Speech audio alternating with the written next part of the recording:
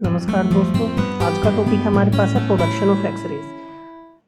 हम देखो production of X-rays तो पढ़ेंगे ही, हम कंटिन्यूस रेज को किस तरीके से प्रोड्यूस करते हैं, ठीक है, वो भी पढ़ेंगे। हम कैरेक्टरिस्टिक एक्सरेज को किस तरीके से प्रोड्यूस करेंगे, हम वो भी देखेंगे। हम मोजले जो लो है वो भी देखेंगे, ठीक है ना। तो ये सारी चीज़ें डिस्कस की जाएंगी। मोस्ट प्रोबेबली हम आज के टॉपिक में कंटिन्यूस रेज को का प्रोडक्शन देखेंगे, ठीक है ना, किस तरीके से किया जाता है। बहुत इंपॉर्टेंट टॉपिक है, ध्यान रखना। CSIR में छोटे छोटे 1-1, 2-2 नंबर के क्वेश्चन पूछे जाते हैं। टॉपिक के लास्ट में मैं IIT से भी क्वेश्चन, IIT JEE से जो क्वेश्चन पूछे जाते हैं ना, वो भी मैं कवर करूँगा। वो आपके जो CSIR वगैरह में उसमें 1-2 बार मैंने देखा है क्वेश्चन, IIT JEE वाला क्वेश्चन पूछा गया है, ठीक है ना। तो 7-8 क्वेश्चन मैं आज ही के लेक्चर में कवर करूँगा। तो स्टार्ट करते हैं। देखो जो बहुत ज़्यादा सिंपल है, कुछ नहीं है यार। प्रोडक्शन ऑफ एक्सरेज, तो देखो हम एक्सरेज का प्रोडक्शन करते हैं ना, पहले जिस ट्यूब में इसका प्रोडक्शन करते हैं उसका नाम जान लो। इसको बोलते हैं कोलिस ट्यूब, ध्यान रखना, ठीक है। 4 नंबर में वैक्यूम ट्यूब, इलेक्ट्रोल ट्यूब, कोलिस ट्यूब और इस तरीके से 4 ऑप्शन देके आपसे नाम पूछा जाता है, ठीक है। तो ध्यान रखना, एक्सरे का जो प्रोडक्शन होता है वो किस में होता है, कोलिस ट्यूब में होता है। When a high energetic electron interacts with a heavy metal target. अब बस बेसिकली अब थोड़ा सा बस इतना ध्यान रखिए कि अब देखो ये मेरे पास क्या है, कोई हैवी मेटल टारगेट है, ठीक है ना। टंगस्टन हो सकता है आपके पास, मोलिब्डेनम हो सकता है, ये हैवी मेटल है, ठीक है। इस पर किसकी बोम्बार्डमेंट की जाती है, इलेक्ट्रॉन की बोम्बार्डमेंट की जाती है। जब हाई एनर्जी इलेक्ट्रॉन्स की बोम्बार्डमेंट इन हैवी मेटल्स पर की जाती है तो ये क्या रिलीज करते हैं, एक्स रेज रिलीज करते हैं। समझ में आया मैं क्या कह रहा हूँ, क्या रिलीज करते हैं, एक्स रेज रिलीज करते हैं। तो ये एक्स रेज कैसे रिलीज करते हैं वो भी यहाँ पे ध्यान से देखो। देखो ये एक डायग्राम बनाया गया आपको समझाने के लिए। ये है मेरे पास क्या, कैथोड, ठीक है। यहाँ पे क्या है, ये कैथोड है। ये एक फिलामेंट है जिसमें से मैं क्या रिलीज कर रहा हूँ, इलेक्ट्रॉन। मैं इलेक्ट्रॉन क्यों रिलीज कर रहा हूँ, ताकि मैं इसकी बमबारी करा सकूँ एनोड पर। एनोड मेरे लिए यहाँ पे क्या है कि हैवी टारगेट है, ठीक है ना, हैवी मेटल टारगेट, HMT ले लिया मैंने, हैवी मेटल टारगेट है। अब इस हैवी मेटल टारगेट पर किसकी बमबारी की जा रही है, इलेक्ट्रॉन की बमबारी की जा रही है, ठीक है। तो इलेक्ट्रॉन की बमबारी से मुझे क्या मिला, एक्सरे। अब ये कैसे मिला, ध्यान से देखो। तो बस आपको बेसिकली अभी क्या समझ में आना चाहिए कि कोलिस ट्यूब है हमारे पास जिसमें हम एक्सरे को प्रोड्यूस करते हैं। कैसे प्रोड्यूस करते हैं, bombardment of high energetic electrons on heavy metal. Heavy metal हमारे पास मोलिब्डेनम हो गया, टंगस्टन हो गया, समझ में आया, और भी होते हैं। दूसरी बात, 1 मिनट ध्यान से देखो। अब देखो ये जो फिलामेंट है ना यहाँ पे, ठीक है ना, अब इससे क्या वोल्टेज है, लो वोल्टेज इससे हमने कनेक्ट की है। अब ये जो कैथोड और एनोड के बीच में ये क्या है, HV, ये हाई वोल्टेज मैंने यहाँ पे कनेक्ट की है। अब इनका काम समझना, ध्यान से देखो गौर से। देखो इस कोलिस ट्यूब में क्या होता है, जो इंटेंसिटी होती है ना एक्सरे की, उसको हम कंट्रोल करते हैं फिलामेंट करंट से या वोल्टेज से। अब आप समझोगे इंटेंसिटी ऑफ एक्सरे का क्या मतलब है, ठीक है ना। अब ध्यान से देखिए, अब अभी फिलहाल अब ये एक्सरे का प्रोडक्शन कैसे होगा वो अभी हम डिस्कस करेंगे। अभी आप एज्यूम कीजिए यहाँ से जब हमने बोम्बार्डमेंट की हैवी मेटल पर तो हमारे पास क्या मिली, एक्सरे मिली, ठीक है। कोई डाउट है, अब ध्यान से देखना। अब ये जो LV है ना, लो वोल्टेज है, यह जो फिलामेंट करंट है या फिलामेंट वोल्टेज है वो हमारी इंटेंसिटी को कंट्रोल करेगी, एक्सरे की क्या इंटेंसिटी होगी, ठीक है ना। और जो ये मेरे पास क्या है, हाई वोल्टेज मैंने अप्लाई किया है। अब देखो इलेक्ट्रॉन यहाँ से यहाँ कब जाएगा, अब देखो ये हमारे पास एनोड क्या है, पॉजिटिव टर्मिनल है, कैथोड क्या है, नेगेटिव टर्मिनल है। अब इलेक्ट्रॉन पॉजिटिव टर्मिनल की तरफ खींचा जाएगा जब यहाँ पे वोल्टेज में हाई अप्लाई करूँगा। ये एनोड नहीं होगा ना, पॉजिटिव टर्मिनल नहीं होगा तो इलेक्ट्रॉन क्यों आएगा इसके पास, नहीं आएगा। इलेक्ट्रॉन पॉजिटिव टर्मिनल के पास ही तो जाएगा, नेगेटिव चार्जेस पर। तो इस पर क्या है, पॉजिटिव टर्मिनल है, ये क्या नेगेटिव टर्मिनल है। अब यहाँ इनके बीच में पोटेंशियल डिफरेंस अप्लाई किया गया है, ये पोटेंशियल डिफरेंस है तभी इलेक्ट्रॉन यहाँ से यहाँ जा रहा है, इसको खींच रहा है। समझ में आया मैं क्या कह रहा हूँ। तो जितनी तेजी से इलेक्ट्रॉन इसकी तरफ मूव करेगा उतना ही ज़्यादा तो हैवी पोटेंशियल अप्लाई किया गया है यहाँ पे। जो ये इसको हम एसिलरेटिंग पोटेंशियल भी बोलते हैं, क्योंकि इस पोटेंशियल की वजह से तो इलेक्ट्रॉन एसिलरेट कर रहा है। यहाँ पे जितना ये ज़्यादा होगा उतना ही इलेक्ट्रॉन इसकी तरफ तेजी से आएगा, उतनी इलेक्ट्रॉन की क्या होगी, एनर्जी होगी। उतनी इलेक्ट्रॉन की ज़्यादा एनर्जी होगी तो वो ज़्यादा एनर्जी रिलीज़ करेगा, किस फॉर्म में, एक्सरे के फॉर्म में। समझ में आया? वो कंटिन्यूस होगी, कैरेक्टरिस्टिक एक्सरे होगी, वो हम समझेंगे। तो अभी समझ में आया मैं क्या कह रहा हूँ? तो ध्यान देखो, दोनों का डिफरेंस मैं बार बार जोर इसलिए दे रहा हूँ क्योंकि इसी पे क्वेश्चन पूछा गया है, 3-4 क्वेश्चन इसी पे लगातार पूछे गए हैं। तो जो इंटेंसिटी है एक्सरे का, वो कैथोड रे पर जो वो कैथोड टर्मिनल पर जो वोल्टेज है, जिसको हम फिलामेंट वोल्टेज या करंट बोलते हैं, वो कंट्रोल करेगा। और जो एक्सीलरेटिंग वोल्टेज है, ठीक है ना, and the frequency of X-ray is controlled by the accelerating voltage. और जो फ्रीक्वेंसी है एक्सरे का, या हम कह सकते हैं वेवलेंथ जो है एक्सरे की, वो हाई वोल्टेज जिसको हम एक्सीलरेटिंग वोल्टेज बोलते हैं, ये कंट्रोल करेगा। ये आपने दिमाग में बैठा लो, अभी हम डिटेल एक्सप्लेनेशन में जाने वाले हैं। ठीक है, अब देखो जो टारगेट है ना, ये जो टारगेट है इसको हमने 45 डिग्री, ये जो है ये हमने इसको 45 डिग्री पर सेट किया है with the direction of incident electron beam. ये भी बहुत इंपॉर्टेंट बात है जो आपको ध्यान रखना है। ठीक है ना, ये पर्पस से लिए किया गया क्योंकि यदि हम इसको बिल्कुल इस तरीके से 90 डिग्री की फॉर्म में सेट करेंगे तो एक्सरे का जो प्रोडक्शन होगा, यदि इस फॉर्म में आ गया, इस तरीके से रिलीज होगा, तो हमारे इलेक्ट्रॉन के साथ क्या होगा, इंटरफेरेंस होगा। ठीक है ना, अब भी हो सकता है एक्सरे इस तरीके से भी निकल सकती हैं, लेकिन हम जनरली 45 डिग्री पर इसको करते हैं ताकि हमें एक पर्टिकुलर एंगल पर एक्सरे मिले और उसकी हम प्रॉपर स्टडी कर सकें। ठीक है, अब मेल्टिंग पॉइंट जो होता है टारगेट मटेरियल का, वो बहुत ज़्यादा हाई होता है। क्यों? क्योंकि इलेक्ट्रॉन जो है ना, इसके पास एनर्जी बहुत ज़्यादा है, और यदि इसकी एनर्जी ने इसको मेल्ट कर दिया तो सब काम खराब हो जाएगा हमारा। इसलिए ना हैवी मेटल लिया गया है जिसका मेल्टिंग पॉइंट बहुत ज़्यादा होता है, जो मेल्ट ना हो बिल्कुल भी इलेक्ट्रॉन की बमबारी से।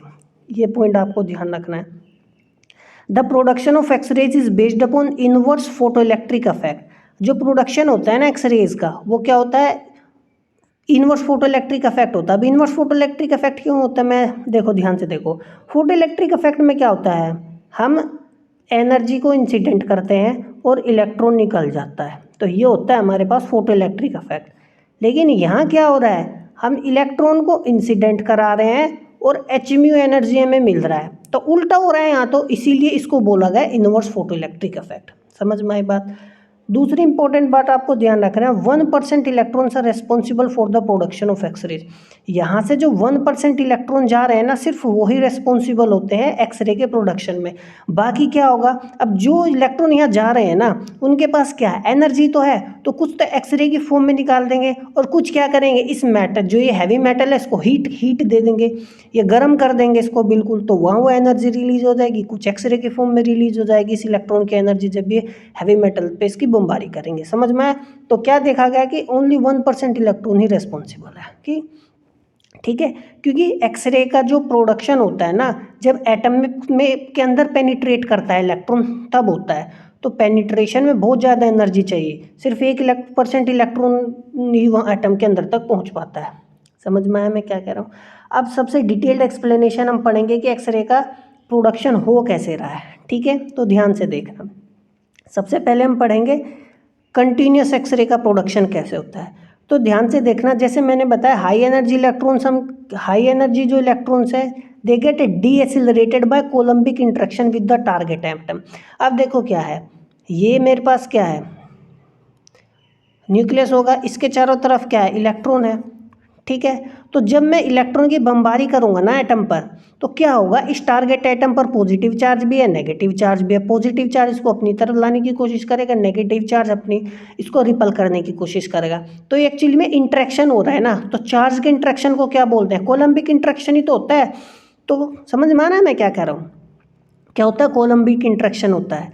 अब इसके पास क्या है, एनर्जी है, इलेक्ट्रॉन जो हमने बाहर से प्रोवाइड किया है, जो बमबारी कर रहे हैं, तो उसका वो क्या होता है, डीएसिलरेट होता है। डीएसिलरेट क्यों होगा, सीधी सी बात है, अब ये मेरे पास यहाँ पर टारगेट हो गया, मैं इस पर इलेक्ट्रॉन की क्या कर रहा हूँ, बमबारी कर रहा हूँ। ठीक है, तो अब ये जब ये क्या करे, एक तरीके से ऑब्स्ट्रक्शन का काम कर रहा है। यहाँ पे पॉजिटिव चार्ज अपनी तरफ खींचेगा, इलेक्ट्रॉन अपनी तरफ खींचेगा, तो उसमें क्या हो जाएगा, डीएसिलरेशन होगा। और हम जानते हैं जब भी डीएसिलरेशन या एक्सीलरेशन होता है तो एनर्जी का क्या होता है, लॉस होता है। आप सीधा एज्यूम करो एक अब गाड़ी जा रही है या आपकी कार हो गई, ठीक है ना, अभी आपका जो एक्सीलरेशन है 4 मीटर पर सेकेंड स्क्वायर है, अब बाद में एक्सीलरेशन क्या हो गया, आपका 0 हो गया, तो आपने ब्रेक लगाए होंगे तभी तो 0 होगा। तो धीरे धीरे आपने क्या लगाया, ये एनर्जी आपकी क्या हुई है, कम हुई है ना। समझ में आ ना मैं क्या कह रहा हूँ। तो डीएसिलरेशन में क्या हुआ है, एनर्जी हुआ। पहले आपकी काइनेटिक एनर्जी थी आपके पास, अब नहीं है, तो वो कहाँ गई आपकी एनर्जी। ठीक है, कन्वर्जन हुआ नहीं हुआ, ठीक है ना। तो जो हाई एनर्जी इलेक्ट्रॉन्स होते हैं वो क्या होता है, they get decelerated by coulombic interaction with the target atom. इस डीएसिलरेशन से ही क्या होता है, कंटिन्यूस रेज निकलती है। समझ में आ रहा है मैं क्या कह रहा हूँ। अब डायग्राम से और बेटर ज़्यादा समझ में आएगा। अब डीएसिलरेशन हो गया। अब इस डीएसिलरेशन को ना ब्रेमस्ट्रलंग भी बोलते हैं, जिसका मतलब होता है ब्रेकिंग रेडिएशन। ब्रेक का ही मतलब है ये, वही है कि जैसे लग रहा है जैसे मान लो ब्रेक लग गए हो, इलेक्ट्रॉन क्या हो रहा है, डीएसिलरेट हो गया, ब्रेक लग गया हो। तो कंटिन्यूस एक्स रेज को हम ब्रेमस्ट्रलंग भी बोलते हैं। अब ये पूरा डिटेल्ड एक्सप्लेनेशन आपको अब समझ में आएगा यदि अभी तक समझ में नहीं आया होगा। अब देखो ये मेरे पास क्या इंसिडेंट इलेक्ट्रॉन है, तो first electron, second electron, third electron, fourth electron, 4 electron से समझाया गया। अब गौर से देखना, ये मेरा फर्स्ट इलेक्ट्रॉन हुआ, ये आया, ठीक है। अब ये इंटरेक्शन हुआ न्यूक्लियस के साथ, इलेक्ट्रॉन्स के साथ, ये चला गया। समझ में आया। तो एक इलेक्ट्रॉन तो मेरा देखो ये गया। अब देखो और जो बाकी 2-3 इलेक्ट्रॉन है ना, जो पहले वाला इलेक्ट्रॉन न्यूक्लियस से दूर है और दूसरा तीसरा इलेक्ट्रॉन क्या है, न्यूक्लियस के पास है। तो इसमें क्या एनर्जी का लॉस ज़्यादा कहाँ होना चाहिए, जो न्यूक्लियस के पास है, क्योंकि कोलम्बिक इंटरेक्शन सबसे ज़्यादा यहीं होगा, डीएसिलरेशन सबसे ज़्यादा एक्सीलरेशन यहीं होगा। समझ में आ रहा है मैं क्या कह रहा हूँ। तो देखो जो पहले वाला इलेक्ट्रॉन है ना, जो पहले वाले इलेक्ट्रॉन ने जो एक्सरे रिलीज़ किया, देखो ये क्या डिस्टिंक्ट इंटरेक्शन है, दूर इससे इंटरेक्शन हुआ तो लो एनर्जी रिलीज हुई। दूसरे वाले इलेक्ट्रॉन देखो न्यूक्लियस से बहुत पास से गया है, तो देखो इसने कितना एनर्जी, क्लोज इंटरेक्शन है काफ़ी, तो मॉडरेट एनर्जी। अब ये तीसरा वाला यदि आप देखो बिल्कुल हेड ऑन कोलिजन है, ठीक है ना, तो इससे कितना एनर्जी रिलीज होगा, मैक्सिमम एनर्जी रिलीज होगा, इम्पैक्ट विद न्यूक्लियस। समझ में आया, क्योंकि बहुत ज़्यादा देखो न्यूक्लियस के अंदर इलेक्ट्रॉन नहीं जा सकता बिल्कुल भी, क्योंकि वहाँ जाने के लिए मेगा इलेक्ट्रॉन वोल्ट में चाहिए एनर्जी, लेकिन इलेक्ट्रॉन के पास कितनी होती है, सिर्फ इलेक्ट्रॉन वोल्ट में एनर्जी होती है, ठीक है। तो थर्ड इम्पैक्ट में मैक्सिमम लॉस होगा एनर्जी का, ठीक है। मान लो यहाँ से इलेक्ट्रॉन चल रहा है 5 यूनिट एनर्जी लेके, जैसे ब्रेक लगे उसके पास एनर्जी बची 3 जूल, लूज हो गई ना। अब 2 जूल कहाँ गई, एक्सरे की फॉर्म में आ गई। किस फॉर्म में आ गई, एक्सरे की फॉर्म में आ गई, और ये कंटिन्यूस होता है। अब ब्रेक ऐसे, तो अब देखो ये कंटिन्यूस डिक्रीज होता है। अब ये आया धीरे धीरे डिक्रीज हो रहा है, डिक्रीज हो रहा है, डिक्रीज हो रहा है, डिक्रीज हो रहा है, डिक्रीज हो रहा है। समझ में आया। तो इसलिए जो हमारे पास, इसलिए नाम पड़ा है कंटिन्यूस डिक्रीज। एकदम से डिक्रीज नहीं होता कि भाई यहाँ तक कुछ था बिल्कुल फिर उसके बाद 10 ऐसा नहीं। जैसे मान लो 5 है और ये क्या है, अब फिर एनर्जी कितनी होगी, 2 यूनिट हो गई, ठीक है ना। तो 5 से 2 यूनिट होने में जो डिक्रीज होना है, उसके बीच का जो जितना भी एनर्जी है वो सारा आएगा। 5 से 2 के बीच में जो एनर्जी है सारा आएगा। ऐसा नहीं कि 5 है 2 है, बीच में एनर्जी नहीं है। समझ में आया मैं क्या कर रहा हूँ। अब फोर्थ इलेक्ट्रॉन को ध्यान से देखना। अब फोर्थ ऐसा भी तो हो सकता है कि जो हमने इंसिडेंट इलेक्ट्रॉन किया हो, अब वो क्या करा उसने, देखो ये एक ऑर्बिट है, के ऑर्बिट है। अब इस वाले ऑर्बिट में जो इलेक्ट्रॉन प्रेजेंट था ना पहले, उसे कहा भाग यहाँ से, भगा दिया भाई। अब इस इलेक्ट्रॉन को उसने क्या किया, भगा दिया, ठीक है ना। ये इलेक्ट्रॉन भाग के कहाँ चला गया, यहाँ। कोई डाउट है। अब इंसिडेंट इलेक्ट्रॉन जो था उसने इलेक्ट्रॉन के सेल को निकाल दिया, यहाँ क्रिएट हो गई वैकेंसी। समझ में आया मैं क्या कर रहा हूँ, यहाँ क्रिएट हो गई वैकेंसी। उस वैकेंसी को किसने फिल किया, एल वाले इलेक्ट्रॉन ने। जो एल सेल से एक इलेक्ट्रॉन आ गया, यहाँ वैकेंसी उसने फिल कर दिया। अब वो जो एल से के में इलेक्ट्रॉन आया है, ये जो ट्रांजिशन हुआ है ना, इसी को बोलते हैं हम कैरेक्टरिस्टिक कंटिन्यूस रे। समझ में आया। अब देखो हर मेटल में क्या होता है, ये जो एनर्जी लेवल्स होते हैं अलग अलग होते हैं, तो जो कैरेक्टरिस्टिक एक्सरे होती है ना, हर मेटल की अलग अलग आएगी। तो कैरेक्टरिस्टिक एक्सरे में जो वेवलेंथ होती है वो मेटल पर निर्भर करती है, यानी उसके एटॉमिक नंबर पर निर्भर करती है। तो कंटिन्यूस और कैरेक्टरिस्टिक में आपको समझ में आया। कंटिन्यूस में क्या होता है, एक रिलीज होती है ना एक्सरे की, वो डीएसेलरेशन ऑफ इलेक्ट्रॉन होता है। समझ में आया। कंटिन्यूस में समझ में आया। कैरेक्टरिस्टिक में क्या होता है, एक्चुअल ट्रांजिशन होता है। क्या होता है, एक्चुअल ट्रांजिशन होता है। मैं आपको फिर से यहाँ बता देता हूँ। ये मेरे पास न्यूक्लियस हो गया, ये इलेक्ट्रॉन है, एक इलेक्ट्रॉन बाहर से आया और इसको कहा भाई भाग जाए यहाँ से, ठीक है ना, ठीक है, यहाँ से इसको बेचारे को भगा दिया। अब देखो ये इलेक्ट्रॉन जो यहाँ था वो तो ये चला गया, जो हमने बाहर से हम देखो ये तो क्या है, इजेक्टेड इलेक्ट्रॉन है जो इजेक्ट हुआ। ये वाला ये वाला जो इलेक्ट्रॉन था ये तो यहाँ गया, और जो ये हमने बम्बार्डमेंट करा था मान लो ये यहाँ गया। अब ये जो यहाँ वैकेंसी खाली हुई है ना, तो ऊपर वाली सेल से एक इलेक्ट्रॉन यहाँ पे आ सकता है, ठीक है, और आता है। तो यहाँ इस सेल से जो इलेक्ट्रॉन इसमें आया है, जो अब वो जो एनर्जी निकलेगी ना इस ट्रांजिशन की वजह से, वही कैरेक्टरिस्टिक है, वो एक डिस्क्रीट एनर्जी है, वो कंटिन्यूस नहीं है, क्योंकि इतना एनर्जी गैप होगा वही उसी फॉर्म की निकलेगी। तो समझ में आया, कोई डाउट है? देखो अब when an electron loses its entire energy, यदि इलेक्ट्रॉन ने सारा एनर्जी कोलम्बिक इंट्रैक्शन में अपना लूज कर दिया, सारा एनर्जी जितना था सारा एनर्जी उसने लूज कर दिया, तो क्या होगा? देखो मान लो यहाँ से 5 यूनिट एनर्जी इलेक्ट्रॉन की थी और 5 की 5 उसने क्या कर दी, रिलीज कर दी, लूज कर दी, तो 5 यूनिट की हमें क्या मिलेगी, एक्सरे। तो यानी मैक्सिमम एनर्जी मिलेगी, नहीं मिलेगी एक्सरे की। अब मैक्सिमम एनर्जी का मतलब क्या हो गया, मिनिमम वेवलेंथ। एनर्जी क्या होता है, hc/λ। तो मैक्सिमम एनर्जी मिलने का मतलब क्या है, मिनिमम वेवलेंथ। समझ में आया? तो मैक्सिमम एनर्जी कब मिलेगी, जब इलेक्ट्रॉन सारी एनर्जी अपनी लूज कर देगा, उस केस में हमें क्या मिलेगी, मिनिमम वेवलेंथ मिलेगी, या हम जिसको कहेंगे कट ऑफ वेवलेंथ, ठीक है ना, समझ में आया? तो मैक्सिमम एनर्जी यदि इलेक्ट्रॉन लॉस करेगा तो हमें मैक्सिमम एनर्जी किसकी मिलेगी, एक्सरे की मिलेगी, ठीक है। अब देखो यहाँ पे क्या है, अब मेरे पास ट्यूब ही तो थी, ये मेरे पास यहाँ कैथोड था, ये मेरे पास क्या है, यहाँ पर एनोड है। अब कैथोड और एनोड पे क्या लगा हुआ है, एक्सेलरेटिंग वोल्टेज लगाया V। अब इलेक्ट्रॉन यहाँ से जो इजेक्ट होगा, अब मान लो ऐसे 5 वोल्ट लगाया है, ठीक है ना, तो यहाँ से यहाँ जाने में उसको 5 वोल्ट चाहिए, मैंने 10 वोल्ट कर दिया तो बहुत तेज़ी से जाएगा इसके पास 10 वोल्ट। अब यदि एनर्जी के फॉर्म में निकालना है तो मैं क्या कर दूंगा, उसमें वोल्टेज में ई की मल्टीप्लाई कर दूंगा। ये क्या होता है, 1.6 इंटू 10⁻⁻19। तो यहाँ से यहाँ जाने में जो इलेक्ट्रॉन वोल्ट एनर्जी है ना, वही तो और वो पूरी की पूरी लूज कर देगा, वही मैक्सिमम एनर्जी एक्सरे के फॉर्म में निकलेंगी। तो इलेक्ट्रॉन वोल्ट किसके इक्वल हो गया, ई मैक्सिमम के। समझ में आ गई बात? ई मैक्सिमम को क्या लिखेंगे, hc/λ मिनिमम। ई क्या होता है, एच म्यू होता है, म्यू क्या होता है, c/λ। और मेरे पास मिनिमम वेवलेंथ आ गया, जिसको हम कट ऑफ वेवलेंथ भी बोलते हैं, ठीक है। अब इसको देखो क्या है, एच क्या होता है, Planck's constant, C speed of light, E क्या 1.6 इंटू 10⁻⁻19 चार्ज होने इलेक्ट्रॉन होता है। तो ये जो कॉन्स्टेंट्स हैं इन सब का वैल्यू हमने रख लिया, ठीक है। तो हमारे पास ये आ जाएगा रफली, तो 1240 आ गया, 12040 आ गया मेरे पास ये, ठीक है।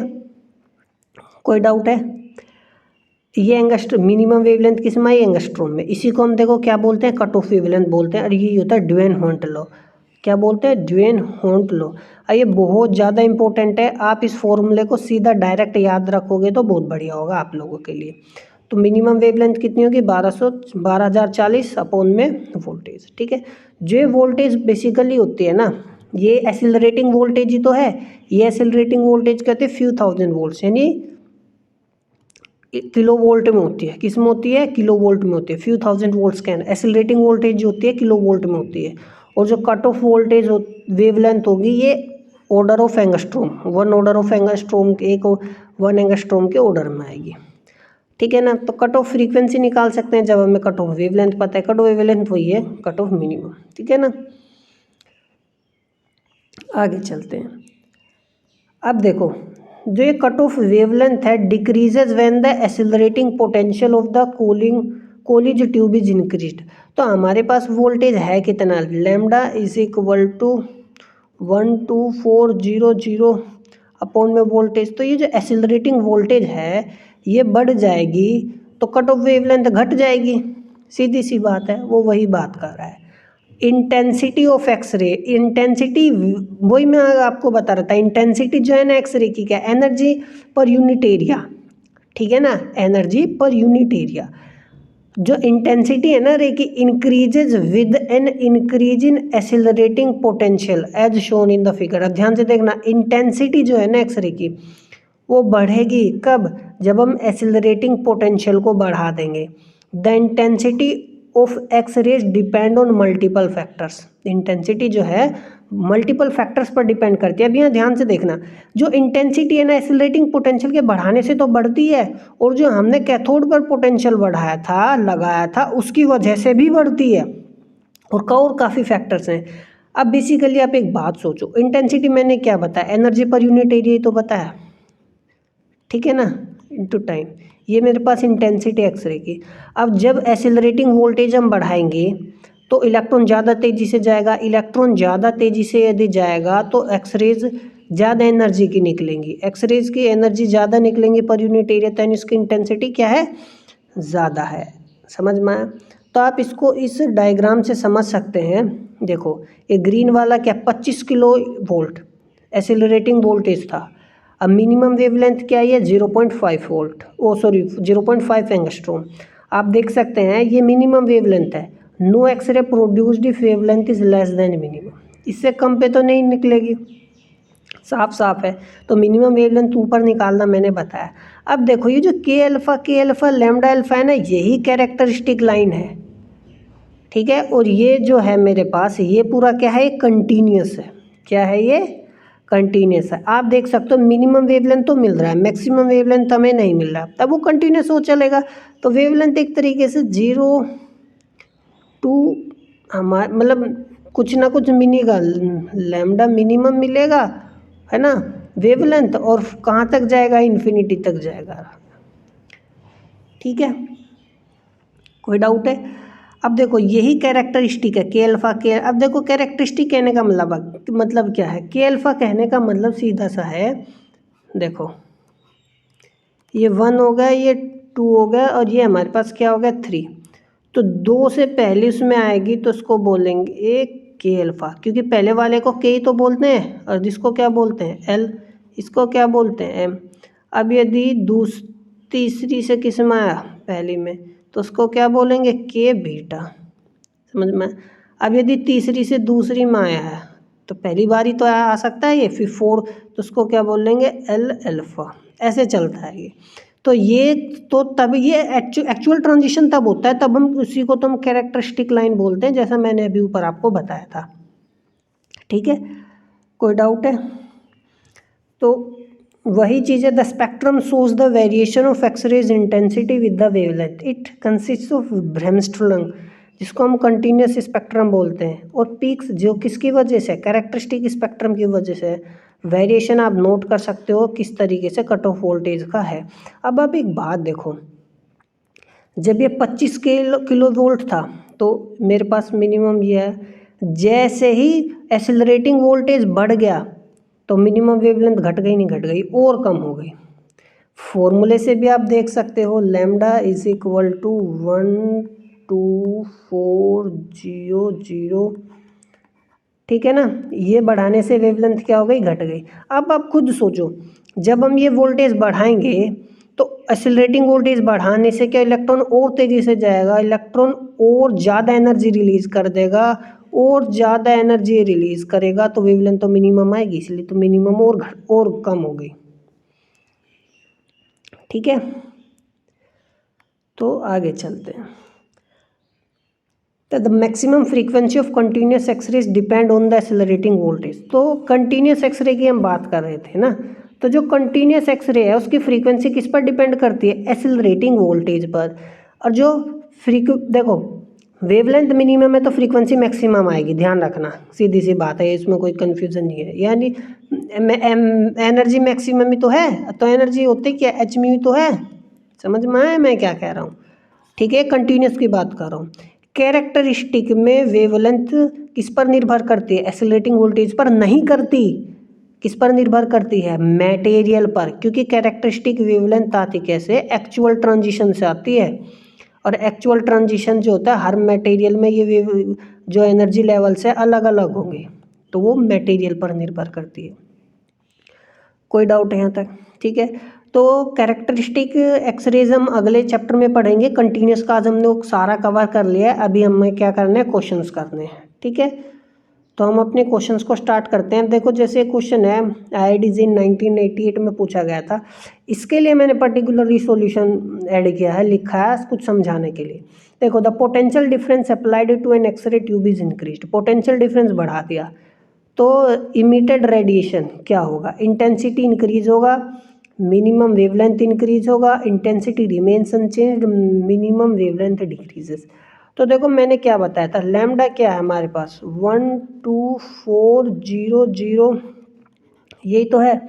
तो पोटेंशियल डिफरेंस बढ़ाने से जो इमिटेड रेडिएशन है उसका वेवलेंथ क्या हो जाएगा, कम हो जाएगा। तो वेवलेंथ कहाँ कम हो रहा है, wavelength, the minimum wavelength decreases, है ना। हाँ, तो जो मिनिमम वेवलेंथ होती है ये हमारे पास क्या हो जाएगी, कम हो जाएगी। समझ में आया। और एक और चीज़ होगी, बताया था accelerate potential difference, accelerating potential difference बढ़ाने से ना इंटेंसिटी भी इंक्रीज होती है। समझ में आया। लेकिन हम यहाँ देखो इस फॉर्मूले की वजह से आंसर डी लगाएंगे। यदि एक और ऑप्शन होता कि क्या इंटेंसिटी इंक्रीज होती है तो इंटेंसिटी इंक्रीज वाले पे हम लगा देते हैं। अब आप ये देख सकते हो, उसने एक्सप्लेन किया तो मिनिमम वेवलेंथ है डिक्रीज हो गई, डिक्रीज होगी, ठीक है ना। जब हम वी बढ़ा देंगे तो ऑप्शन नंबर डी आएगा। इंटेंसिटी क्या है, rate of energy flow per unit area तो है, या number of photons increases when V is increased, thus intensity also increases with an increase in the applied potential. However, intensity of X-ray is generally controlled by the filament current. वही चीज़ मैं बार बार आपको बता रहा था। Generally क्या होता है, current बढ़ाने से ही तो इंटेंसिटी बढ़ती है, क्योंकि नंबर ऑफ इलेक्ट्रॉन्स बढ़ गए, नंबर ऑफ इलेक्ट्रॉन्स बढ़ गए तो और ज़्यादा इलेक्ट्रॉन्स जाएंगे और एक्सरेज आएंगी, और एक्सरेज आने का कहने का मतलब है नंबर एनर्जी जो है पर यूनिट एरिया बढ़ गई। N increase in the filament current increase its temperature, filament का टेम्परेचर बढ़ेगा, वो रेट ऑफ इलेक्ट्रॉन इमिशन बढ़ा देगा और मोर नंबर ऑफ इलेक्ट्रॉन्स आएंगे, और उससे क्या होगा, सबसे मोर नंबर ऑफ फोटॉन्स निकलेंगे, ठीक है ना। ये अगला हमारे पास है X-rays are produced in the X-ray tube operating at a given accelerating voltage. Wavelength जो होती है वो कह रहे हैं कि एक्सरे एक पर्टिकुलर वोल्टेज पर ऑपरेट कर रही है, तो कंटिन्यूस एक्सरेज का वैल्यू क्या होगा। अभी हमने देखो क्या वेवलेंथ का वैल्यू क्या देखा, यही तो था हमारे पास, ठीक है। तो मिनिमम होगा, लैम्डा वेवलेंथ का ग्राफ यही तो था, मिनिमम से कहाँ तक जाएगा, इन्फिनिटी तक जाएगा। तो हमारे पास क्या आना चाहिए, ऑप्शन नंबर बी आएगा, है ना, minimum to infinity, where minimum is greater than 0, ठीक है। The shortest wavelength of X-ray emitted from an X-ray tube depend. जो शॉर्टेस्ट वेवलेंथ है वो किस पर निर्भर करती है, तो सीधी सी बात है, शॉर्टेस्ट वेवलेंथ अभी फॉर्मूले से आप बता सकते हैं एक्सेलरेटिंग वोल्टेज पर। तो shortest wavelength of X-ray emitted from an X-ray tube depends on the voltage applied to the tube, ठीक है। कोई डाउट है, तो ये हो गया हमारे पास। अगला, when the number of electrons striking the anode of an X-ray tube is increased. जब नंबर ऑफ इलेक्ट्रॉन्स जो हैं एनोड पर बढ़ जाएंगे, इज इंक्रीज्ड, द कट क्या आएगा, कट ऑफ वेवलेंथ या intensity of the emitted X-ray increase. हाँ, नंबर ऑफ इलेक्ट्रॉन्स बढ़ जाएंगे तो इंटेंसिटी बढ़ेगी, समझ में। While when the speed of the electrons striking the anode has increased. हाँ, अब देखो, अब सीधी सी बात है, फिलामेंट में से आप बहुत ज़्यादा इलेक्ट्रॉन जाएंगे तो इंटेंसिटी तो उसकी वजह से तो इंटेंसिटी बढ़ती है, ठीक है। कट ऑफ वेवलेंथ क्या होगा उस केस में, घटेगी या बढ़ेगी, तो इंटेंसिटी सी और डी में से ही आएगा, इंटेंसिटी आएगा यहाँ पे, ठीक है। अब कट ऑफ वेवलेंथ क्या हो जाएगी, अब देखो नंबर ऑफ इलेक्ट्रॉन्स जब जाएंगे हमारे पास वो बढ़ जाएंगे तो एनर्जी ज़्यादा जाएगी, एनर्जी जाएगी तो वेवलेंथ कम हो जाएगी, तो कट ऑफ वेवलेंथ डिक्रीज हो जाएगी। तो ऑप्शन हमारे पास क्या आएगा, D. Consider a photon of continuous X-ray coming from a college tube, its energy comes from, उस जो कंटिन्यूस एक्सरे से फोटोन आ रहा है ना एक्सरे में, उसका एनर्जी कहाँ से आता है, kinetic energy of striking electron, the kinetic energy of the free electron of the target, the kinetic energy of the ions of the target, an atomic transition. कहाँ से आएगा, a kinetic energy of the striking target, sorry striking electron, जो electron strike कर रहा है ना उसकी kinetic energy में डिक्रीमेंट होता है, उसी से हमें कंटिन्यूस एक्सरे की एनर्जी मिलती है। Atomic transition in the target, जानते हो आंसर क्या होगा, किस चीज़ का होगा? यदि ये कैरेक्टरिस्टिक का केस होता, कैरेक्टरिस्टिक एक्सरे वो यदि वो पूछ लेता कैरेक्टरिस्टिक एक्सरे का फोटोन कैसे आता है, जब एक्चुअल एटॉमिक ट्रांजिशन होता है, तो उस केस में डी होता। समझ में आया? तो टॉपिक को आप 2-3 बार बार देखोगे तो आपको समझ में सारी चीज़ें आ जाएंगी, टिपिकल कुछ भी नहीं है। ठीक है, तो मिलते हैं अगले चैप्टर में, कैरेक्टरिस्टिक को हम डिटेल में पढ़ेंगे। तब तक के लिए नमस्कार।